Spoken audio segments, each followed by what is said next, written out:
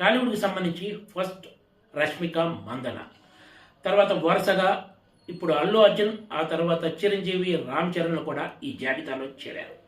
కేరళలోని వయనాడ్ ఇప్పుడు తీవ్ర సమస్యలను ఎదుర్కొంటున్న విషయం తెలిసిందే.